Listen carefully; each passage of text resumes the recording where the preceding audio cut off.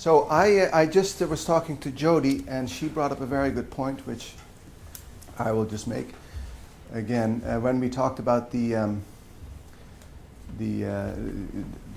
organic growth of femininity and masculinity, as opposed to the deliberate striving for it. Related to that point, she just mentioned the importance of literature.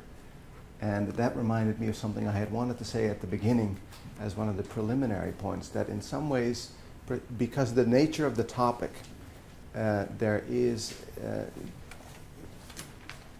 art in general, literature in particular, but also sculpture and painting, have perhaps an ability to express femininity and masculinity and the difference between them, and also the complementarity between the two, in a way that is much more satisfying, because they can capture both the meaning in general in a concrete way, in an example.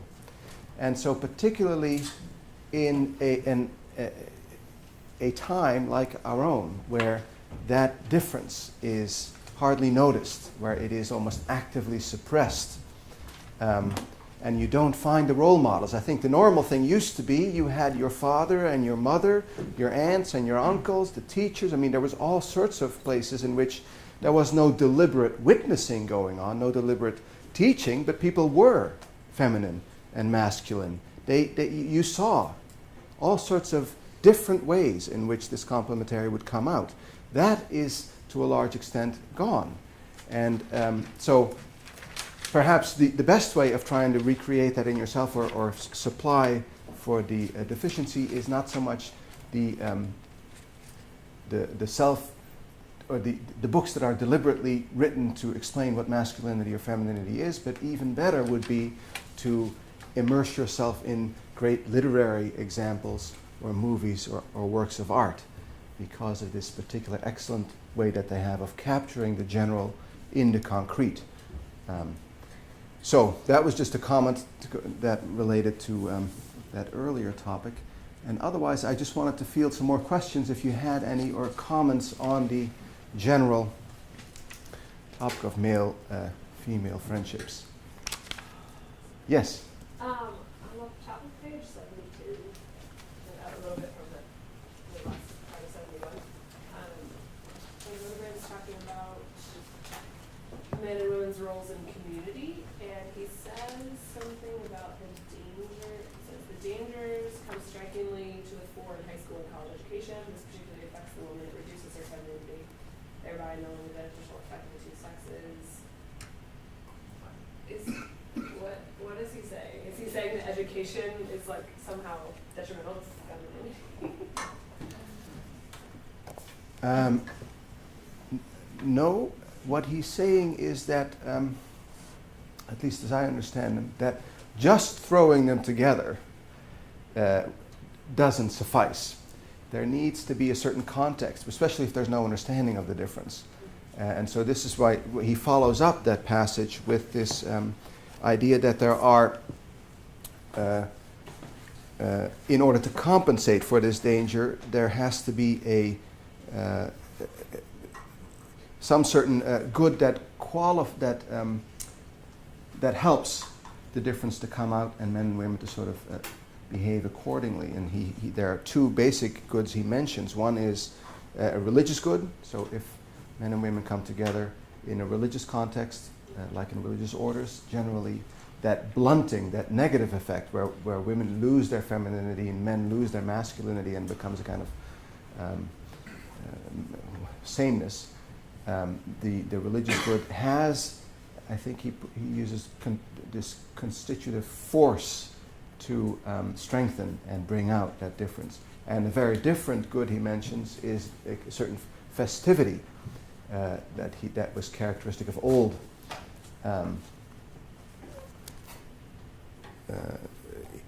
social affairs in former times. Remember, the good that unites the sexes must possess a colorful festivity, as in social affairs in former times. Again, it's a very different example, but here, again, the point is that that would be a situation in which bringing the two sexes together in a group enhances and guarantees that there will be this fecundating effect, as opposed to the blunting effect that happens in many other situations. You see what I mean? So just bring it. So is he advocating? I mean, would he advocate then sort of like single-sex schools and business and? I mean, well, we should only come together. And I know this is harsh. But well, I suspect this is one area where the cultural that doesn't fit anymore now. The present situation. I think I get at least the sense from here. I'm not sure if he says it exactly, that he would be much in favor of men's and women being separated in certainly high schools and. But I may be wrong. No, you know him better. It's directed against mixed. that seems surprising to me, given his. And also in the workforce. His complementarity, and yet saying we should remain separate. Like, I'm just surprised by that. Yes. So, but it is an important point. I mean, at least important to think through whether or not he's right. That it's not enough to just bring the two together, but that somehow there has to be some structural element or some attention paid to bringing the sexes together in such a way that they can actually benefit and enhance each other's qualities. You see what I mean? I think that principle seems to me true. Yeah. Well, I mean, how it is applied in a different culture, that's a different thing altogether. But because like John Paul II in his letter to women, like praises them for going into the workplace yes, and sort of coming together. He does, and he doesn't wants mention them to this. maintain their feminine genius. Yeah. I don't know. This just seems a little harsh to me. Yeah. Well, I mean, to me too, in the sense that it seems to be no longer fitting for nowadays. But on the other hand, I like this thing that John Paul II says. Women should be present in order to have this feminine influence on the larger culture. On the other hand, I think it's also true that very often they are present, and rather than having that influence, they lose their femininity. And so I think there is something true here. It's not enough to just bring together. You need to somehow put a little more thought into what highlights the differences, the contrast, so that it's actually beneficial on both. And you get a more colorful and rich, divine whole. So your hand is up now, but other people were already. Nobody is asserting their right to go first, so it's your turn. I guess my question is kind of on the duty or responsibility of one sex towards the others, especially today. I know a few years ago at Thomas More College they had a summer leadership program. There were 19 girls that registered and 1 boy. And I don't know, I think in my limited experience, this might just be happening in Denver, Colorado, but there is just this overabundance of girls with lots of energy and time on their hands, and a lot of projects that need being done. So, you know, if maybe a male doesn't step into that leadership role, then a woman does, and is very competent at it. But at the same time, having 3 brothers, you know, I realize that sometimes it's important to give that space so that they are able to step in. And I just wonder, you know, when do you leave that void so that there is that need for that particular gender to assert themselves, or when do you step in to compensate? Like if a spouse leaves or something, you do have to kind of be both mother and father to the best of your abilities. Yeah. I want to say prudence, and that is to say I can't think of any general principles. Does anyone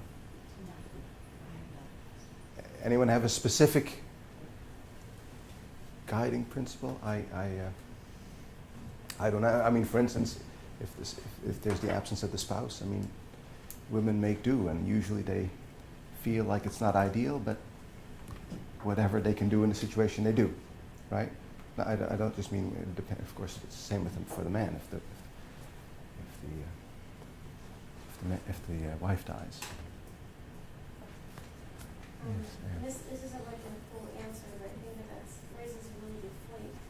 And I'm wondering if one of the something that needs to be established, or something that needs to occur, is for the feminine to respect the masculine and vice versa. And if there's no understanding of the value of the male perspective and the value of the female perspective, then there's the risk of one asserting themselves and not allowing for the other one to also be present, whether it be, whatever the situation is. Yeah. The kind of fundamental reverence that came up earlier in another session, how important that is for to let things be, give them the space to be what they are. Which is important. Excuse me, I think Andy. relative to all three of these is the issue of mixing the sexes in high school and college. The whole purpose to not do that is to allow for the organic development of the identity of the group, okay? Which other examples just given were militated against by certain assertiveness on the part of one of the other sexes that isn't either respected or understood or managed with, because we're talking about children. You can't do those things when you're 12 that perhaps you can do in the workplace, which is what John Paul was talking about. Even though in my experience I have had children, as you know, and both experiences, a co-ed high school, also already lower than that, and and both serious Catholic, and also a all-boys school, and I mean they each have their advantages, but I couldn't say one is definitely better than the other. Perhaps I would say it's better for boys to be sort of taken out than to be in a single sex than for girls, but really it's a very individual sort of decision, and each of them have values, and a lot depends on the kind of school. Can we agree that boys mature more slowly? Talk about that after the lecture. Yes, Tom. I think it was 1929, Pope Pius XI, an encyclical on education, and I can't really pronounce it very well, but Divini Ilius Magistri, which basically says that co-education denies, there's a certain naturalism and denies, I suppose, the effects of original sin. It seems to, I mean, I know this is perhaps sort of an older time, but... Yeah. That would be my reaction, frankly. Yeah, and I suppose I teach in a co-educational Catholic high school, but the more I reflect on it, I see, I suppose, the fact that the young men in the school do develop a lot slower. Yeah. They see the girls achieving I suppose, academically a lot higher, Yeah. and it seems to actually lower the standards there for them. Yeah. I mean, that's just one little thing, Yeah. I suppose, but it's an interesting thing that Yeah. interesting phenomenon. Yeah, and that's also a slightly different point. I mean, the justification, if I understood you correctly from the encyclical, was that it would deny original sin. That's very different from a kind of, what would you call it, psychological analysis, that from the point of view of development, it would be better for boys to learn differently maybe, and different topics are slower than girls. That would be more pragmatic look, and less original sin kind of foundation. Yes. Just simply along those lines, that if we do want to say that there's a difference between masculine and feminine, and that this maybe has to do with sort of somehow with the person as well, right? And that there's maybe a different way of relating the body or to other people, right? Then it seems it has to be the case that men and women learn differently, Mm-hmm. right? So that they need to be need to be instructed differently. All right, and so so not a matter of one is slower than the other, one Yeah. is one can learn more quickly, or girls can sit still Yeah, first, but simply that there's a different way of relating to the world, yeah, and so a different way of needing to be educated. And that perhaps one of the reasons it's now no longer evident that there's a difference between masculine and feminine is that from the time we're that tall, yeah, we're all put together into classrooms and told we're exactly the same. So I'm sorry, boys and girls are put in classrooms Yeah. together from a very young age and Yeah. told that they're exactly the same. They're treated exactly Yeah. the same, and so they have no chance yeah. to learn that they're different. Could well be. Just nothing really to add. I think that's a very good point. I do want to add something to the previous thing, and that is, I wonder. I don't know the encyclical that you refer to, but I wonder if this thing that was so striking about love and responsibility, namely that it focuses on, and also of Van Hildebrand's works on the area, that it focuses on the essential good that chastity and shame and so are meant to protect, and that then explains why certain no's follow from that. So there's a kind of greater emphasis on the essential goodness, the values at stake.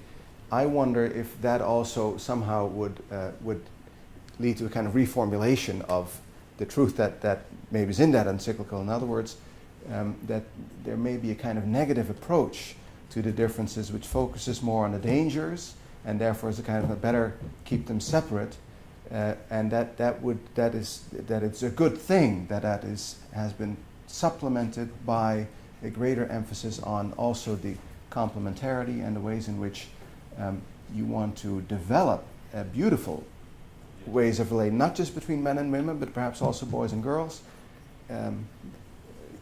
You see what I mean? So that's part of the change, and that for all the negative things, there are some good things there too. Yes. In Susan. line with that, as I wrote down, mixing men and women together in colleges serves no purpose that can cause danger, and it reminded me of Catholic University just last year coming out and separating the male and female dormitories to send that message that in other words, you also said to direct them in understanding the differences and the message of chastity as well. So that came out, but also when my daughter entered Catholic University, the president, who is the Bishop of Trenton now, he met with all the students and their families, and he basically came out and said, we are a Catholic university, we are promoting chastity and purity, and this is the most important message I want to give to you today as students living here on this campus. So it made me think when you said, well, this was written so long ago, and it just is happening at Catholic University now, so it's not unusual, and it's sending a good message. Good. I didn't know. Maybe the last question there, because otherwise we're going too far over, right? It should have been 4 already. So, and since there's plenty of time tonight, yeah, go ahead.